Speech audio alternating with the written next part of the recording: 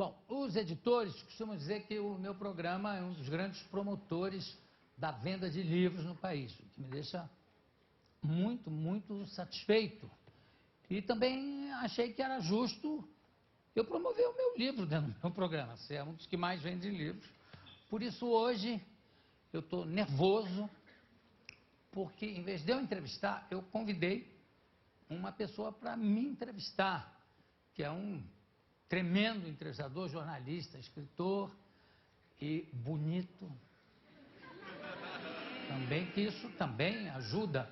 E ele vai me entrevistar sobre o livro As Esganadas.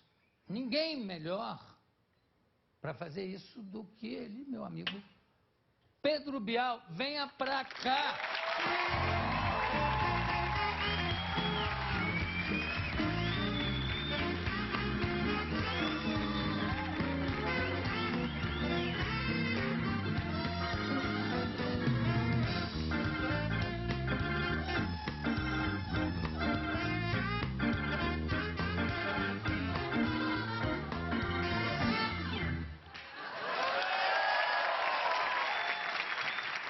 Já a manhã toda. Nossas entrevistas, hein, Jô? Aquela da piscina foi em 83, coisa assim, 83, 84. Mas Depois você estava teve dentro da você- piscina, eu estava fora. Não, estava dentro. Agora eu pode fora, contar. suava. Eu era o Jô suado. Não, você estava com a água por aqui. Não, aquilo foi da maior simpatia. Depois também, quando você tinha um programa de livros, né? Por ocasião aí, eu acho que mas- do Getúlio. Foi, Bom, exatamente. Eu preciso alertar o público, né? Porque que não se deixa enganar pela aparência fofinha, bonachão. Pois esse é um autor intelectual de crimes horrendos, Mas com só requintes de crueldade. no papel. Só no papel. Mas não deixa de ser autoria intelectual. Quer dizer que você tentou vender essa história para o Rubem Fonseca e ele passou a bola de volta? Não, isso foi o Xangô. Mas foi o Xangô, foi o primeiro. O Xangô é que ele passou a bola. Eu disse assim, eu não vou saber, foi o primeiro. Ele falou, não, senta e escreve. Aí eu sentei, escrevi, e aí numa entrevista o Luiz Fernando Veríssimo perguntou, por que você não passou essa ideia para um outro amigo seu? Não pensou nisso? Mas nesse não, nesse aqui também eu não teria coragem de sugerir uma ideia em que matam gordas. Pois é, Que há uma gordo? distinção evidente no livro entre gordas e gordos. Gordos versus gordas. Existe isso? Não chega a ser... Não, tanto que um dos detetives é um português que é gordo. Que é chave na história. Tobias Esteves. Tobias Esteves. Tobias Agora, Esteves. são gordas lindas, eu quero dizer, porque para não parecer que ele mata porque são gordas, porque não são bonitas, não. São gordas lindas, mas ele tem uma fixação em matar gordo. O tipo.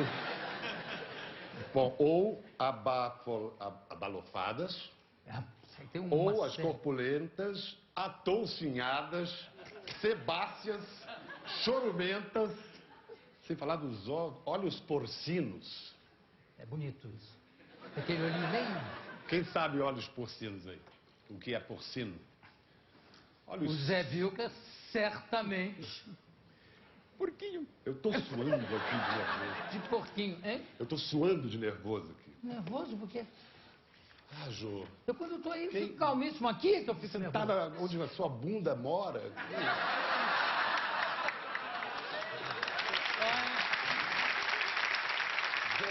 Ela só mora aí graças a pessoas como você que sentam aqui, senão... Tá certo.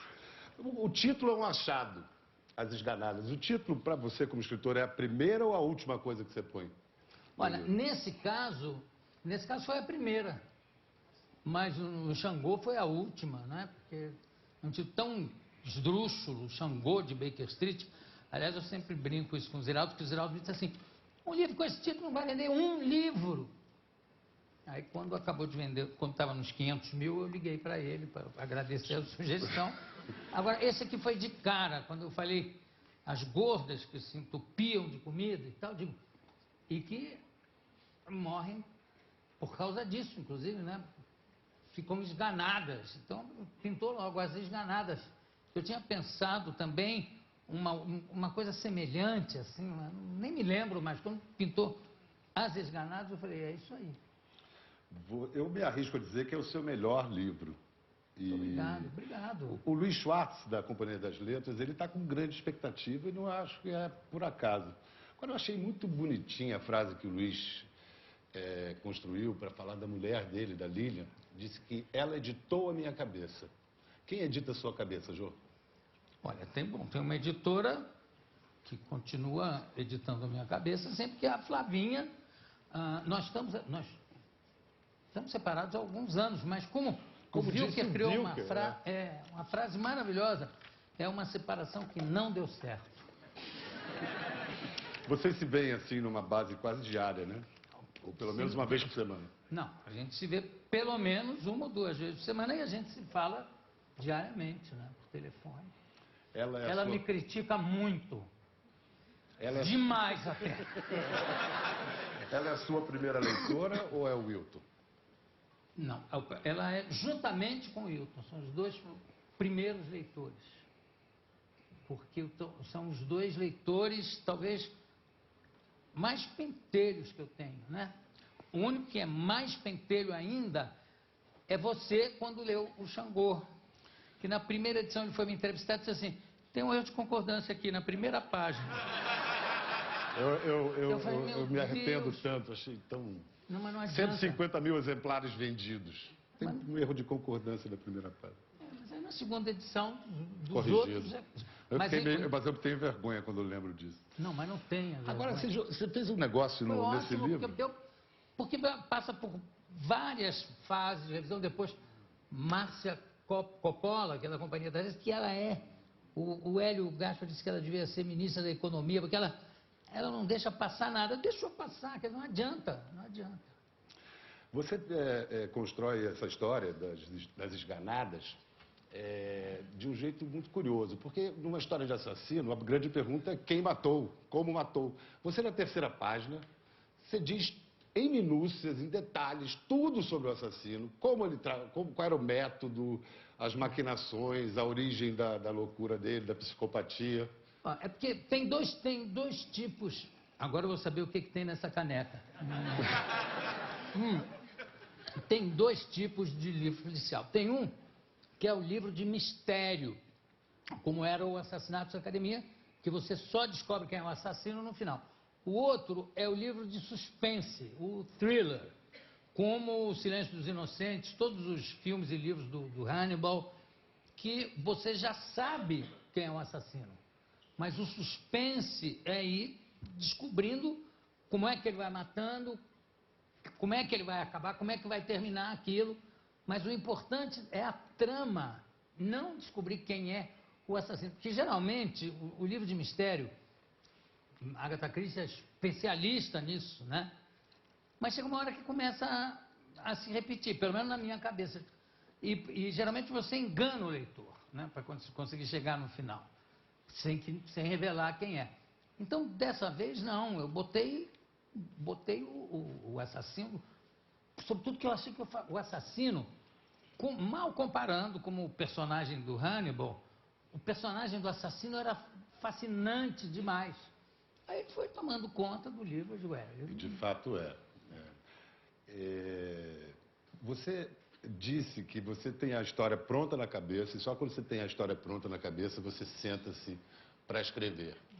Mas, e aí, sentado ao computador, não aparecem surpresas? A pesquisa é antes de fazer a história? É durante. Peraí. A pesquisa é a coisa que eu mais gosto. Você já tinha a ideia da história de um assassino em série. Que matava gordas. Aí você senta-se ao computador e fala, bom, o ano vai ser 1938. Foi o ano que eu nasci. Exatamente. Aí comecei a ver. Que eu acho que é uma época também do Rio de Janeiro, que era a capital da República, e que era uma cidade efervescente, interessante, com a política, com a ditadura terrível do Estado Novo. Então tinha todo um ambiente para acontecer crimes horrorosos em que a polícia dizia que reinava maior calma em todo o território nacional.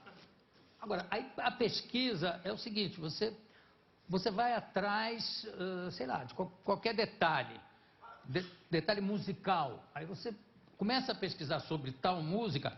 Aliás, nisso eu apurrinhei muito o Derico, o maestro eu apurrinhei menos, porque pro Derico eu ligava mesmo de madrugada, não interessa e tal.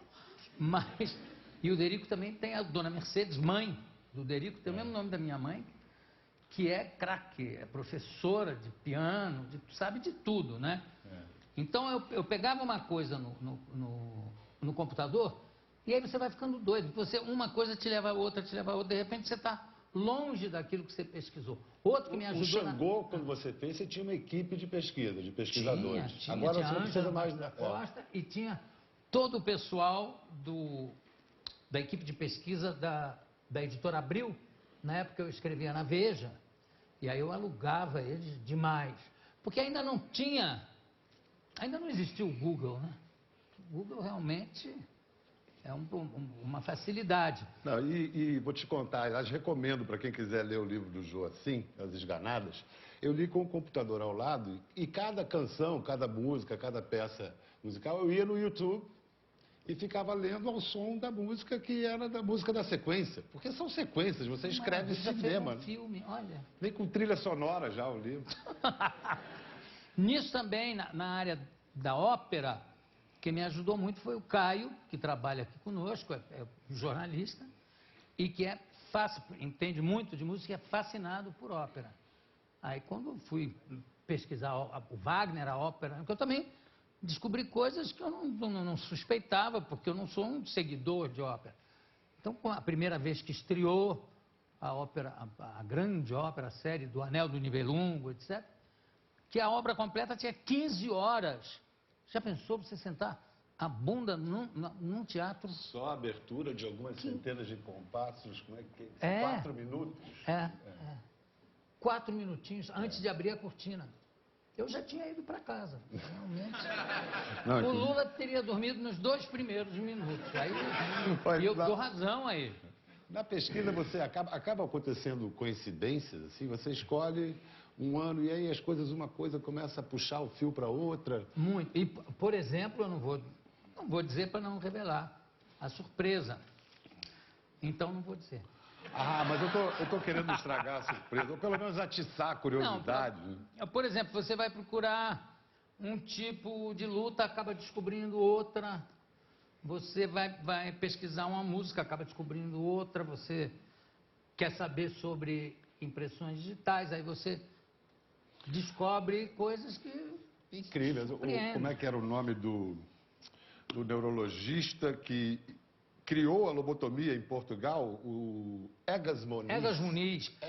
Que o único... Eu li aquilo e falei, não, isso é verdade ou é invenção? É verdade. As coisas mais absurdas do livro, você vai pesquisar, são todas...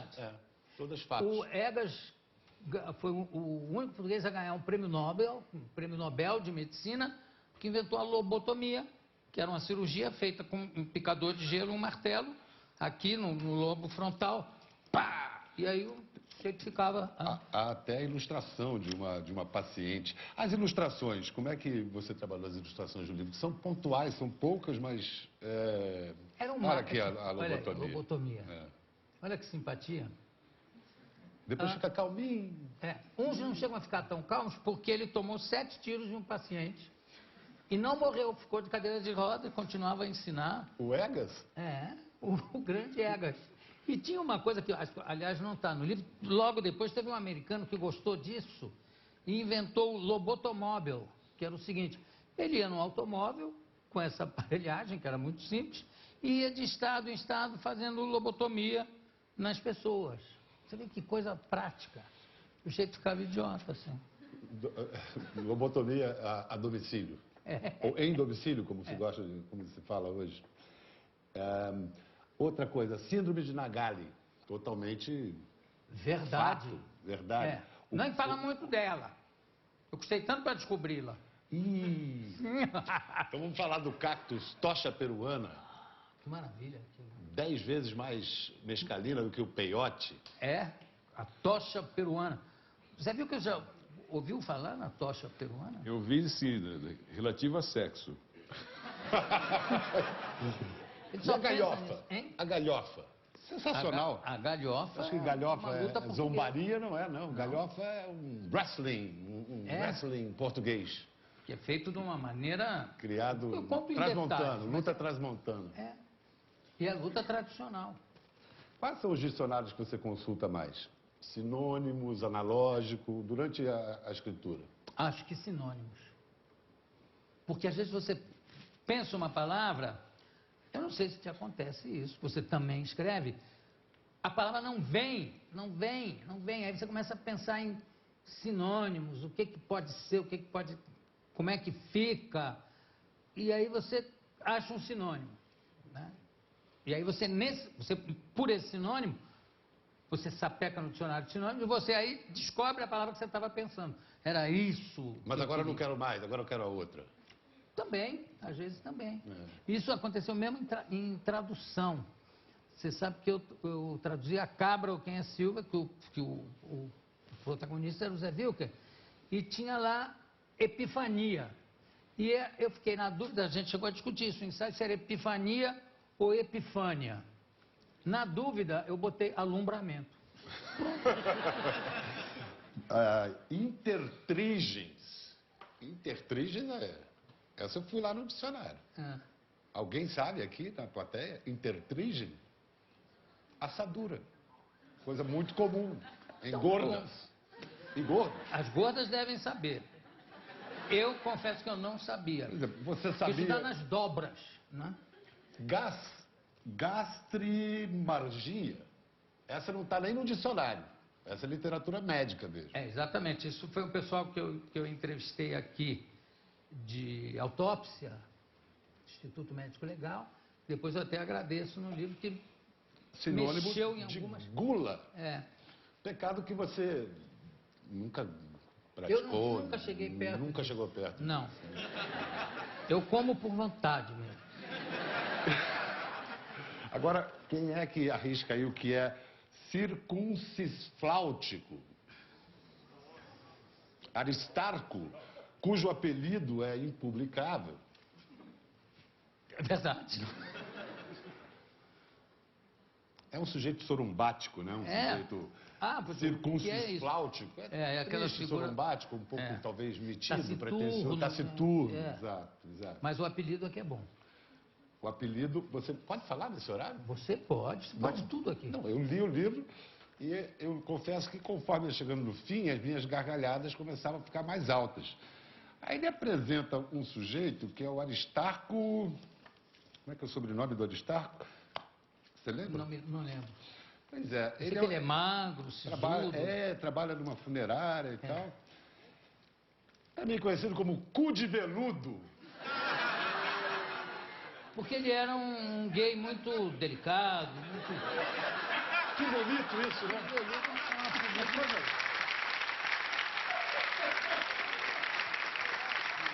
Ele soltava no carnaval. É romântico, lírico, cu de veludo. A criação dos nomes, João. Caronte, o homem que, para quem a morte era um meio de vida. O delicioso Tobias Esteves. Esses nomes. Vamos lá, mais um aqui. A deusa Diana. Todo mundo gosta muito da Diana, é impressionante. Engraçado que eu achei, quando eu comecei a ler Diana, eu achei, o João se inspirou na Dalgisa Neri. Mas aí, páginas depois, a Dalgisa Neri aparece ao lado do Portinari e do Gustavo Capanema. E foi casada com Lorival Fontes, né? Antes com o pintor, né? Antes Ismael, com o grande né? Ismael. Depois, Agora, não. Grande Ismael, grande Né? Ismael. O que acontece é o seguinte, ela acabou sendo uma mistura de várias mulheres da época, ou dessa época, ou parecida com essa época, foram as primeiras mulheres realmente libertas, soltas, a Pagu, mulheres que fumavam, Minha mãe foi a segunda carteira de motorista do Rio de Janeiro, e fumava. A Luiz Helena, uma vez disse que conheceu minha mãe, a Luiz Helena tinha 15 anos, e ficava olhando fascinada, porque ela conversava, fumava, era muito atirada. Eu acho que são todas essas mulheres da época que foram as primeiras mulheres que exerciam profissão de homem, que não... E você sabe? faz uma homenagem, através da Diana, a uma figura muito linda e querida da cultura brasileira, que é a Maria Clara Machado, né? E é o pai dela. Diana está no Lamas, se não me engano, né, jantando, e vem uma menina pedir autógrafos para Diana, porque gosta muito do que ela escreve, e a Maria Clara. E quando fala que é filha do Aníbal, a personagem Diana declara toda sua admiração. Eu gosto muito, sabe do quê? Olha, eu gosto muito, o cara gostar da coisa que faz, eu acho que é primordial também. Isso é Jô Soares, gostar do que faz. Você é a cara de alguém que faz o que gosta, Jô. Um exemplo, aliás, para todo mundo. É o seguinte, é que eu digo de passagem, sobre Dulcina de Moraes, que era a grande atriz da época, uma das grandes atrizes da época, e seu marido Odilon. E o Odilon eu cheguei a ver representar, ele já com muita idade, mas ele tinha uma característica desde jovem, é que você não entendia uma palavra do que ele dizia em cena. Então ele fazia o reverendo Davis, né, na chuva, aí ele dizia, você não pode, porque não vai para prostituta. E você tinha que ficar assim para entender o que ele estava falando. Mas ele era belíssimo, era um gaúcho, alto, bonito. Grande canastrão, então. Grande, maravilhoso. Uma vez o Sérgio Porto, falando de uma interpretação ruim de um outro ator da época, ele falou, todo Marlon Brando tem seu dia de Odilon. Por aí você vê, realmente. Mas era fascinante, era uma figura que impunha respeito pelo tamanho, pela voz. Quando foi que eu pensava? Nunca! E você ficava na placa. A gente também... um personagem inesquecível é o Otelo Batiscopa Cerejeira, o cantante rodapé. Com aquela... Posso falar que ele morre? Desde que você não fale como? Não, vou só dizer que é uma morte trágica e chapliniana. Final de Luzes da Ribalta. Eu não tinha pensado nisso. É um anão... que é o palhaço rodapé. Baixo e baixo na voz. Baixo. E que também canta. E eu adoro aquele personagem, adoro. Eu matei ele com uma pena. E teria sido... Pode falar o que ele teria sido o primeiro Alberic? Claro que pode. O primeiro anão. O Ouro do Reno, a primeira ópera do Anel dos Nibelungos, havia um anão escalado, só que nunca foi montado com um anão no papel. E você cria essa possibilidade. O Nibelungo era um tipo de anão. Gnomos, né? E nunca tinha, claro, até que descobrem ele, que é um cantor maravilhoso. Enfim, e aí tem que ler o livro, senão também fica muito fácil. Jô, você é um artista ultra versátil, joga nas 11, já fez de tudo. Se expressa de todas as maneiras. O que a literatura proporciona para você que só ela? Eu acho que é o negócio de você se divertir sozinho. Porque quando eu escrevo, é uma coisa assim, não, é uma atividade solitária, claro. Mas ao mesmo tempo que você sofre, tem dias que você sofre, que é um inferno, tem dias quando você descobre coisas e aí vai tomando conta de você. É um jogo que você vai jogando com você mesmo e que vai tomando conta de você, né? Então você quer saber como é que vai continuar, porque às vezes você não sabe. Aí pinta um personagem que cresce, outro que some, e você vai ter que ir administrando isso. Então, eu acho que é a única forma, além da pintura, claro, mas não é tão intensa quanto você está no computador, que é uma ferramenta indispensável, para mim, pelo menos, é indispensável. É você e ele ali, não tem papo. Minha mãe, que escreveu um livro das memórias dela, refugiada alemã, né? Escreveu, depois dos 80 anos, escreveu um livro sobre a história dela. Dedicou ao Bill Gates. Jamais poderia ter escrito um livro se não fosse no computador. Não, é verdade. Eu concordo. Das memórias. Deixa eu ver se a gente está falando há muito tempo já. Não, tá bom. Tá bom. Vocês não querem mais? Mais 5 minutinhos, senão vão me matar. Em vez de filme, bem que isso podia virar uma peça, né? Você fazer o papel do Tobias Esteves. De jeito nenhum. Está muito magro para fazer o Tobias Esteves? Não, imagina. É um personagem que eu acho fascinante mesmo, saído direto da poesia do Álvaro de Campos, do Fernando Pessoa, mas eu preferia fazer o anão. de joelhinho. Ajoelhadinho. É. Mas eu acho que, sei lá, é mais cinema. Claro que é uma produção... Você escreve muito cinema, é como se fosse um roteiro pronto. Você é todo visual, imagético. É o jeito que você pensa e vê, interpreta a vida. Eu sempre faço um roteiro e vou do fim pro início, né? E depois é um ano... Você vem do fim pro início. Eu só começo a escrever quando eu sei como é que acaba. Como é que vai acabar? Agora, é um ano que tem Circuito da Gávea, com a primeira mulher participando, tem Copa do Mundo. Copa do Mundo de 38. Como é que você apurou aqueles eventos. detalhes todos de Brasil e Itália na Copa do Mundo? Você inventou? Não. Aquilo é ipsis literis. Pelo seguinte, foi transmitido pelo Galiano Neto, que, aliás, falava numa velocidade absurda, e o pessoal de jornal, o pessoal do Jornal do Brasil, ia ouvindo e ia escrevendo na íntegra, lance por lance. E tem um site internacional, mas que tem jornais. O único jornal que tem do Brasil é o Jornal do Brasil. E o que agora, aliás, a Folha agora tem uma coisa de pesquisa sensacional, que você pode pesquisar por palavra, cruzar informações. Esse não, esse é só como se fosse um xerox. Aí eu fui para o dia do jogo e está lá, 2 páginas inteiras, narrando o jogo inteiro e com fotografias. Então eu tive que pegar isso, conseguir destrinchar, porque como é escaneado, tem palavras que você não consegue pegar.